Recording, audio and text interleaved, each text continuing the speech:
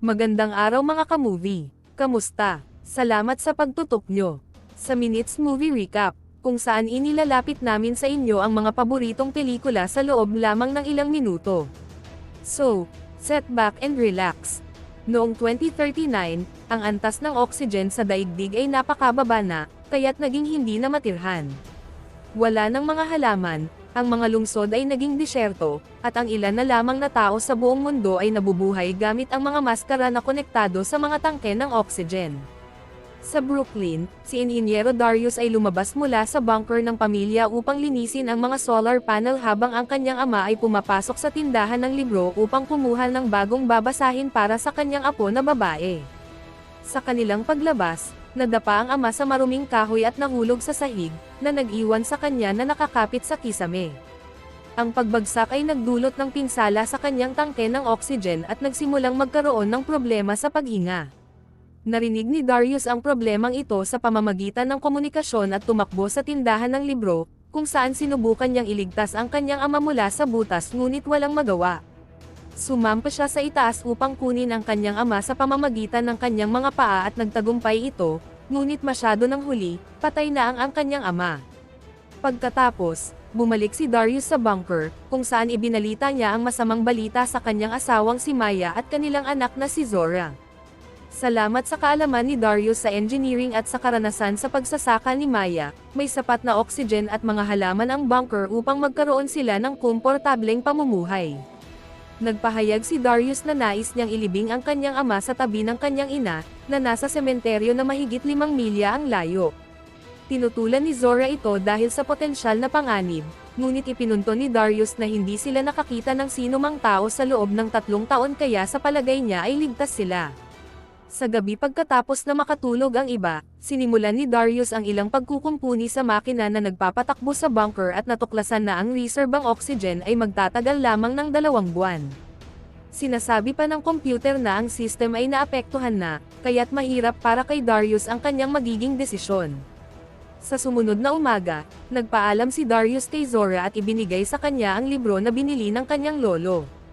Pagkatapos, si Zora ay nagbabantay sa pamamagitan ng radyo upang subukan siyang abutin, nagbabahagi ng mga kwento tulad ng katotohanan na alam niya ang kakulangan ng oxygen at walang naniniwala sa kanya, ngunit hindi man lang siya binigyan ng pagkakataon na makabuo ng bunker sa tamang panahon. Sa kasamaang palad, hindi sumasagot si Darius, at lumipas ang 5 buwan na walang balita mula sa kanya. Pinipilit ni Maya at Zora na magsikap sa kanilang sarili upang mabuhay. Ngayon, tungkulin nilang lumabas sa bunker at magpatuloy sa pagmemantina ng aparato. Palaging tinitiyak nilang may dalang baril kapag sila ay lumalabas, ngunit galit pa rin si Maya kapag lumalabas si Zora ng mag-isa lamang upang kumuha ng damit. Swerte na may napakakapal na pinto ng bakal ang bunker at mayroon itong password lock, kaya't dapat silang ligtas sa mga mapagsamantala. Pinapalakas nila ang isa't isa sa panahon ng katahimikan ngunit sa mga tahimik na sandali, napakaliwanag ang pagkawala ni Darius. Hindi sumusuko si Zora at patuloy na nagpapadala ng mga mensahe sa pamamagitan ng radyo na nagkukwento ng mga alaala ng pamilya bago ang apocalypse. Hindi rin sumusuko si Maya at madalas siyang lumalabas upang magtanim ng buto, umaasa na isang araw ay may tutubo. Nagpapatakbo rin siya ng mga peking error sa computer upang turuan si Zora kung paano ayusin ang anumang problema na kanilang posibleng matagpuan. Minsan sinasabi ni Zora na lalabas siya upang hanapin ang kanyang ama, ngunit ipinapaalala sa kanya ni Maya na sinubukan na niya ito at pinagbawalan si Zora na umalis. Madalas ito ay nauuwi sa parehong mga pagtatalo. Isang hapon, ang dalawa ay nasa labas pagkatapos ng pagtatapos ng pagmemantina nang biglang makita nila ang 2 tao na lumalapit na may daladalang kariton. Tumakbo silang magtago sa likod ng isang lumang kotse at pinagmasdan kung paano subukang pasukin ng mga estranghero ang bunker. Hindi sila nagtagumpay, ngunit nakakabahala na alam nila kung saang pinto dapat silang pumunta. Sa sandaling iyon, naaalala ng sistema ni Maya at Zora ang level ng kanilang oxygen at naririnig ng isa sa mga estranghero na si Tess, ang ingay, kaya't siya ay pumunta upang hanapin sila na may bitbit na armas habang ang kanyang kasamahan na si Lucas ay umakyat sa bubong upang hanapin ang iba pang mga pasukan. Maingat na lumapit si Tess sa kotse ngunit hindi niya nakikita ang mga babae. Sa sandaling iyon, Naririnig niya si Lucas na sumusubok na balaan siya ngunit masyado nang huli, si Maya at Zora ay hinagis siya sa lupa. Pagkatapos tumakbo sila sa bunker upang pumasok at isara ang pinto bago sila sundan ng mga estranghero. Pagkatapos, pumunta si Maya sa komunikasyon at humingi ng paliwanag.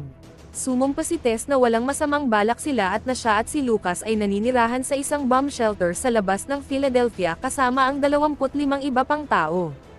Kamakailan lang ay nagsimulang magkaproblema ang kanilang sistem ng paglilinis ng hangin, kaya't naglakbay sila ng 3 araw upang hanapin si Darius.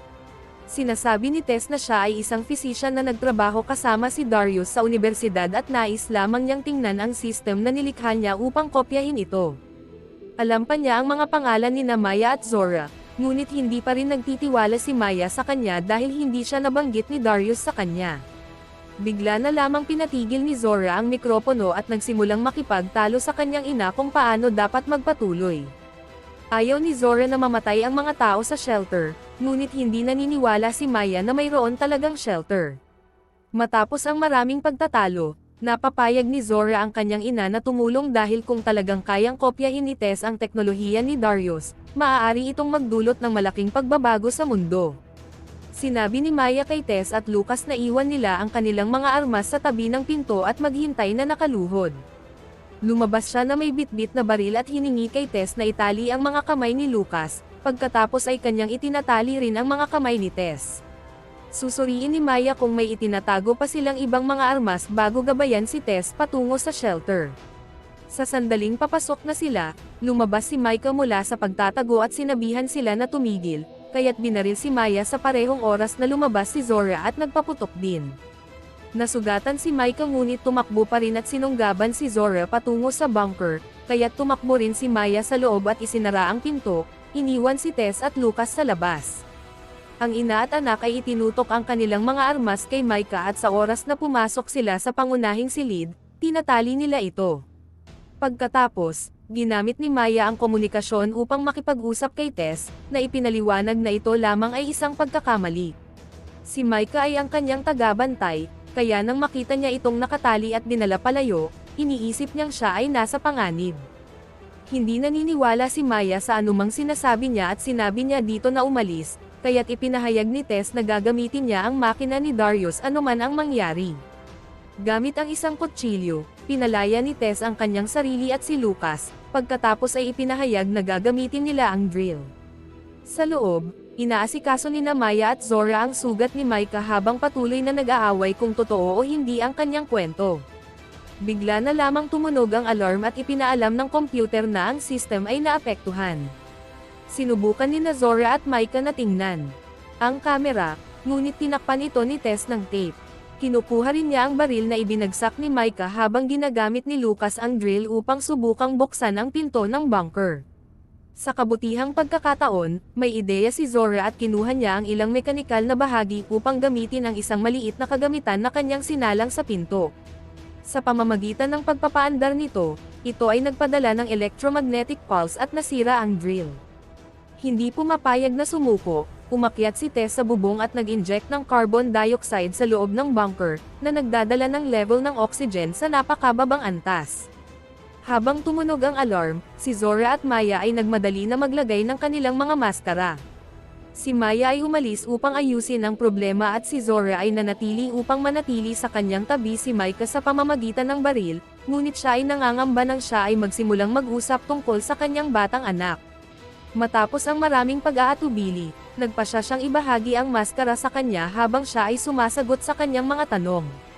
Sumumpa si Micah na hindi nila pinatay si Darius at totoo na kilala siya ni Tess bago ang apocalypse. Sa labas, dapat manatili si Lucas sa tabi ng pinto upang sumalakay, ngunit siya ay na-distract nang makita ang isang bagay sa garahe. Hinela niya si Tess doon, ngunit bago sila makapasok, pumasok na ang emergency lock.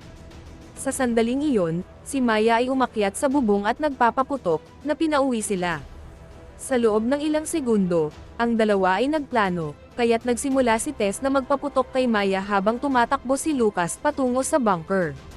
Sa loob, ang hangin ay naging malinaw muli at maaari na nilang tanggalin ang mga maskara, kaya't ginamit ni Micah ang pagkakataon upang makipaglaban-laban sa lubid. Bigla na lamang si Tess na nagtatago, nagpapanggap na sumusuko. Gayunpaman, ito ay isang distraction upang si Lucas ay biglang sumalakay kay Maya mula sa likod, nagsisimula ng away na nagbali ng binti ni Maya. Bilang kapalit, sinapak niya ito ng walis at sinaktan ang kanyang tainga. Sa kasamaang palad, bigla na lamang sumalakay si Tess mula sa likod at pinatumba siya. Sa parehong oras, nakawala si Micah at sumalakay kay Zora, na itinulak siya sa pamamagitan ng pagpindot ng kanyang hinlalaki sa sugat ni Micah. Gayunpaman, natagpuan ni Micah ang kanyang baril at hinawakan siya habang nakatutok ang baril. Mga ilang minuto, natuklasan ni Lucas at Tess ang kamera habang hawak ang mga bihag na sina Maya. Tinatali ni Micah si Zora at sinubukang buksan ang pinto, ngunit hindi niya magawa ng walang code. Bigla na lamang siyang nagsimulang mahilo dahil sa dami ng dugo na kanyang nawala at bumagsak siya sa lugar. Sa labas, si Lucas ay nagbabanta na barilin si Maya kung hindi bubuksan ni Zora ang pinto, ngunit ang mikropono ay patuloy na patay at hindi maipaliwanag ni Zora ang kanyang sarili. Sa kabutihang palad, ang radyo ni Micah ay malapit, kaya't hinailan niya ito sa kanyang mga paa at sinabihan ang grupo na siya ay nakatali at patay na si Micah. Humingi si Tess kay Maya na buksan ang pinto mula sa kabilang panig, ngunit ipinakita niya ang espesyal na badge na kailangan kasama ang code at nasa loob ito upang maiwasan ang mga taong pumasok. Nangangailangan ng desperadong tulong para sa kanyang anak, sa wakas ay inamin ni Maya na mayroon pang isa pang badge ngunit ito ay malayo. Mayroon siyang umaandar na kotse, kaya't sumasang-ayon si Tess na umalis kasama siya habang si Lucas ay nananatili upang magbantay. Sa panahon ng pagmamaneho, ipinaliwanag ni Maya na sila ay pupunta upang hanapin si Darius. Ang katotohanan ay pagkatapos na umalis upang ilibing ang kanyang ama, natagpuan ni Maya ang isang talaan kung saan ipinaliwanag niya na hindi na kayang panatilihing malinis ang hangin para sa 3 tao. Ngunit sa 2 lamang ay may mas maraming oras para kay Zora at Maya na masolusyonan ang mga buto. Ibig sabihin nito ay si Darius ay totoong patay at hindi siya babalik pa. Sa loob ng bunker, si Zora ay sinabihan ang computer na magpatugtog ng musika, na pinahahalagahan ni Lucas. Ang ilang oras mamaya, natagpuan ni Maya ang katawan ni Darius at kinuha ang isang sandaling magluksa bago hanapin ang badge. Ang dalawa ay handa nang umalis, ngunit sa sandaling iyon ay naubusan ng gasolina ang kotse. Humihingi ng badge si Tess habang tinuturo niya na si Maya ay halos hindi na makagalaw sa kanyang naputol na binti, kaya't walang paraan siyang mabubuhay sa isang paglalakbay pabalik sa pamamagitan ng paa. Ibinulalas niya na dati rin siyang may anak at ipinapangako niyang aalagaan si Zora ng mabuti, kaya sumang-ayon si Maya na ibigay sa kanya ang badge at ang code. Bago umalis, ipinangako ni Tess na babalik siya para kay Maya kapag mayroon na itong mas maraming oxygen sa kanyang tangke. Pagkatapos, si Tess ay nagsimulang tumakbo pabalik at sa wakas ay nakatagpo ng isang bisikleta sa gitna ng lungsod, kaya ginamit niya ito upang makarating ng ligtas sa bunker. Gamit ang code at ang badge, siya at si Lucas ay pumasok sa loob bago sila maubusan ng hangin. Humihingi si Zora ng balita kung saan naroon si Maya, kaya't sinasabi ni Tess sa kanya ang lahat, kabilang ang sakripisyo ni Darius. Nais ni Tess na bumalik kasama ang isang bagong maskara at kunin si Maya, ngunit binabanta ni Lucas na papatayin si Tess kung hindi siya magsimulang magtrabaho sa makina. Gamit ang isang drill, binuksan ni Tess ang isang panel sa imbentong ginawa ni Darius at natuklasan ang isang napakamodernong system, kaya't wala siyang ibang magagawa kundi aminin na hindi niya lubos na nauunawaan ang sapat upang muling likhain ito. Nagmumula sa labis na galit, binaril siya ni Lucas sa mismong lugar. Dahil sa pagkalugmok ni Zora, umupo si Lucas sa tabi niya at itinuro na sapat na ang alam niya tungkol sa makina at sa bunker, kaya gusto niyang turuan siya nito kung paano ito gamitin ngunit tumanggi siyang pakawalan siya. Bumalik kay Maya, nakaupo siya sa kotse habang iniisip ang kanyang pamilya. Napansin niyang 21% na lang ng oxygen ang natitira sa kanya, sa pag-iisip na walang darating para sa kanya bago ito maubusan. Sa sandaling iyon ay nabigla siya nang makita ang isang bagay sa lupa, ito ay isang maliit na halaman na nagsisimulang tumubo. Inalis niya ang kanyang maskara sa isang segundo at kinumpirma na ang hangin ay nagiging malinis, na nagbibigay sa kanya ng pag-asa. Dahil sa inspirasyon na patuloy na mabuhay, sinubukan ni Maya na i-recharge ang solar battery ng kotse. Sa bunker, itinapon ni Lucas ang mga bangkay ni Tess at Micah upang tanggalin ang amoy. Pagkatapos, kumuha siya ng lata ng pagkain, ngunit tumanggi si Zora na sabihin sa kanya kung nasaan ang pangbukas ng lata kaya sinira niya ang lata para mabuksan ito. Sinabihan siya ni Zora na hindi dapat siya nagtatagal dito at dapat umuwi na para tulungan ang kanyang shelter, ngunit hindi niya pinansin ito. Bigla na lamang tumunog ang alarm na nagpapahayag ng problema sa mga cable. Sumang-ayon si Lucas na bitiwan si Zora para maaayos niya ito, ngunit binigyan lamang niya ito ng sapat na oxygen para sa ilang minuto kaya hindi siya makatakas. Nakarating si Zora sa bubong at nagayos ng mga cable, ngunit natuklasan niyang si Maya ang sumisira nito. Pagkatapos ng isang mainit na pagkikita, sinubukan ni Zora na pumasok muli, ngunit hindi binuksan ni Lucas ang pinto dahil gusto niyang makita siyang naghihirap. Nagplano ang dalawa. Ilang segundo mamaya, nag-alarm muli, kaya lumabas si Lucas at nakita si Zora na walang malay sa lupa. Bumato siya ng lupa sa kanya at nagsimulang manalangin, subalit bigla siyang binaril ni Maya, na nagdulot din ng pinsala sa kanyang oxygen tanks. Nang subukan niyang kumilos, nagpakita si Zora na gising at pinatid niya si Lucas. Pagkatapos, tumakbo sina Maya at Zora pabalik sa bunker, ngunit nagawa pa rin bumangon ni Lucas at sinundan sila. Sumagi siya sa unang pinto at tinulak sila upang makapasok sa pangalawang pinto din, na nagdulot ng masamang hangin na pumasok sa shelter. Sa pagbukas ng alarm, humiling si Lucas ng oxygen habang binyantaan niya ang mga babae gamit ang kanyang armas, gayunman, pinaliwanag ni Zora na kung siya ay magsasagawa ng pagputok, magdudulot ito ng pagsabog. Pinayagan niya silang umalis upang ayusin ito, ngunit sa halip ay lumabas sina Zora at Maya at isinara ang mga pinto, iniwan si Lucas sa isang nasirang silid. Hindi nais na mamatay ng dahan-dahan, pinaputok ni Lucas ang kanyang armas at ang resultang pagsabog ay pumatay sa kanya. Sa labas, nakaligtas si Maya at Zora dahil sa mga maskara at tumakas sa kotse, gayunpaman, wala silang mayroong maraming oxygen. Naalala si Micah ni Zora, itinabi niya ang kotse sa lungsod at sinubukang hanapin ang shelter, ngunit nakita nilang sarado ang mga pinto at sila ay nahimatay sa hagdanan. Sandali mamaya, nagulat si Maya na magising ng malinis at nakapahinga. Nakarinig ang mga tao mula sa shelter at sinagip sila, at ngayon, si Zora ay nagbibigay ng teknolohiya ni Darius sa kanila. Sa tulong ng mga natirang buhay, nagtutulungan ang ina at anak upang simulan ang pagtatanim ng mga bagong buto at ibalik ang halamanan sa mundo. Dito nagtatapos ang ating kwento. Sana ang ating ilang minutong pagbuod ng pelikula ay nagbibigay sa inyo ng saya. Huwag niyo kalimutan mag-subscribe, like, share at pakipindot na rin ang bell button, para lagi ka updated sa mga movie recaps natin. Maraming salamat ka movie!